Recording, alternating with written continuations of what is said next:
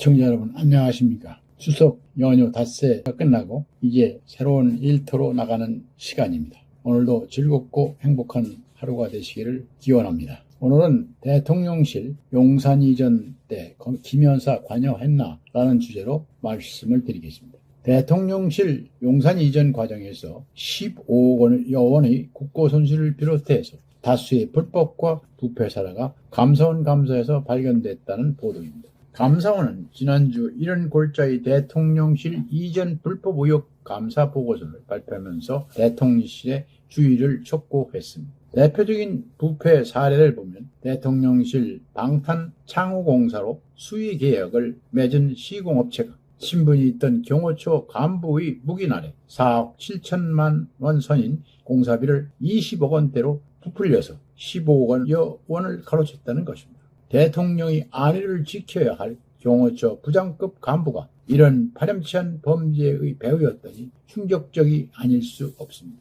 이와 함께 대통령실은 관저 이전 과정에서 예산이 확보되지 않은 사실을 알았으면서도 공사부 착수한 뒤 예산을 뒤늦게 확보해 나가는 법령을 위배한 사실도 드러났다고 합니다. 또 대통령실과 행정안전부는 두 개의 공사업체 공사비 약 3억 2천만 원을 과다 지급하고 부적격 업체 19곳이 관저 보수 하도급을 맡은 것을 방치하는 등 감독에 소홀했던 사실도 드러났습니다.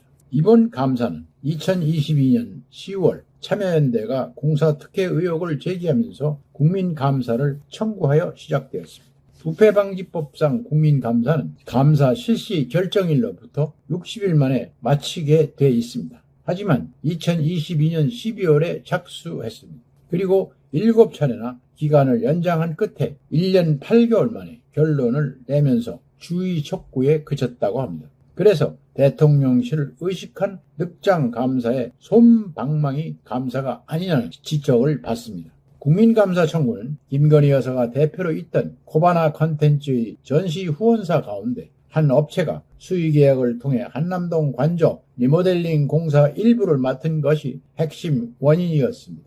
이 업체는 증축 공사 면허가 없는 것으로 알려졌습니다. 선정 과정에 김 여사가 관여한 게 아니라는 의혹을 피하기 어렵습니다.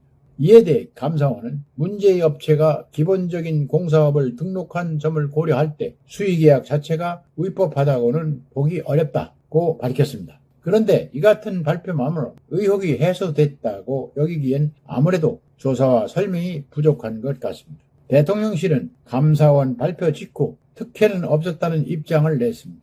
그러나 대통령실 이전은 멀쩡한 청와대를 두고 왜 보안이 열악한 용산으로 옮기느냐는 논란으로 여야가 첨예하게 대립했던 사안입니다. 그렇기 때문에 사소한 잘못도 없도록 조심했어야 하는데 속전속결로 이전을 강행하다 보니 그런 탈법과 부패가 일어나는 것이 아닌가 생각됩니다. 따라서 대통령실은 성찰해야 할 것입니다.